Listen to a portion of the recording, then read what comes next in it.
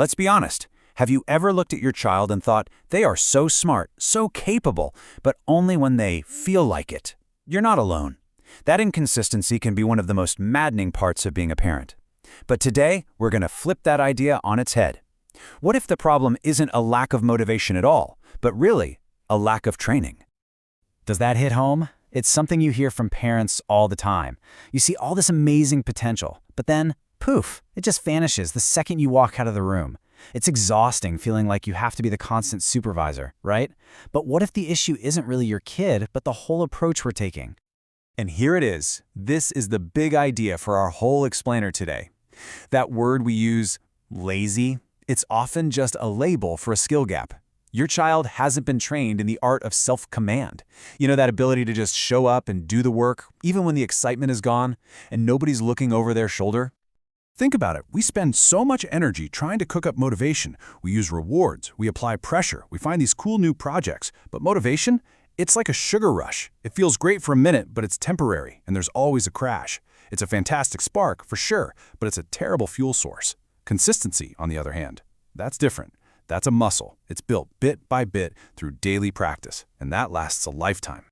So this leads us straight into the first huge pitfall that so many of us, with the best intentions, fall into. I call it the supervisor trap. This is what happens when a child's entire sense of discipline is external, meaning it only works when you are standing right there to enforce it. So how does this trap even get set? Well, here's the tricky part. It's built with things that look and feel like really good parenting. You know, fixed schedules, checking every single piece of homework, giving constant reminders. But what these actions actually do is create a system where the child learns one thing really, really well. I only work because someone is always checking up on me. They basically learn to outsource their own sense of responsibility to you. And here's the long-term cost of that. You end up with a child who can't start their own engine. They just sit there waiting for you to tell them what to do and when to do it.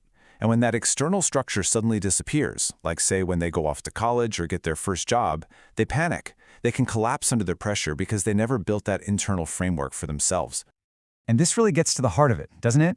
Real, lasting discipline isn't about top-down enforcement. It can't be. It has to be an internal value, something the child actually feels and owns for themselves. When it's only ever enforced from the outside, it just stays a temporary behavior, not a permanent part of who they are. All right, now let's talk about the second big trap. And this one is interesting because it looks like the total opposite of the first one, but man, it can be just as damaging. This is the passion trap, where we rely completely on a child's excitement to get them to do the work. I mean, this approach sounds amazing, right? We tell our kids, follow your interests. We give them choices. We let them dive into these big passion projects. The core belief here is that if a kid is excited enough about something, they'll automatically succeed. And look, passion is a fantastic starter, but it is a terrible, terrible finisher. And the result? You get a kid who is absolutely brilliant at starting things, but just awful at finishing them. The second a task gets a little boring or a little repetitive, which, let's be real, all meaningful work eventually does, they just lose all their momentum. They learn to run away from the necessary grind, and all that potential just stays potential. And this is so important. We're always telling our kids to follow their passion, but we forget the second half of the sentence. Passion is sustained by discipline. Discipline is the structure. It's the container that allows passion to actually grow and thrive for the long haul, instead of just burning out like a quick, bright flame. Okay, so we've talked about the two big traps, the supervisor and the passion trap. So now what? How do we actually build this skill of self-discipline? Well, this is where the consistency framework comes in. It's a practical, actionable way to move from that external control to real internal command. So let's break this down. First up, step 1, shift from supervisor to observer. What does this actually mean? It means you have to consciously, deliberately take a step back. So instead of asking, hey, did you do your math homework yet? You wait. You create a little space for them to take the lead. It's about trusting them to remember while being there for support, not for constant direction. Okay, step 2, make routines visible. This is huge because it externalizes the boss. A checklist on the fridge for the morning routine isn't you nagging them, it's the system. It takes you out of the equation. It teaches them to manage themselves by looking at a tool, not by listening to your voice. Number 3, and this is a game changer. Reward the effort, not the outcome. Instead of just celebrating the A on the test, praise the process. Say something like, "Wow, I saw you put your phone away and really focus on that essay for a whole hour. That took some serious discipline."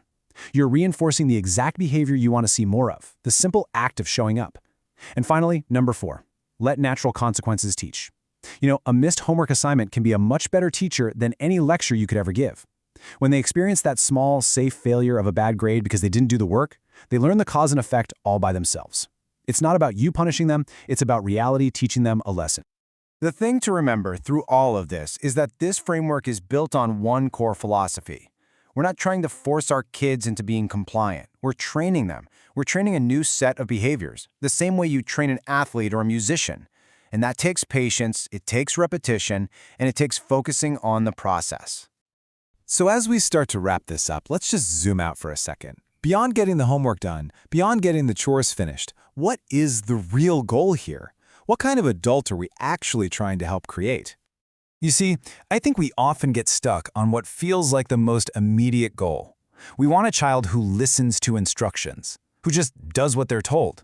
But honestly, that's a pretty low bar. The real goal, the one that truly matters, is so much deeper.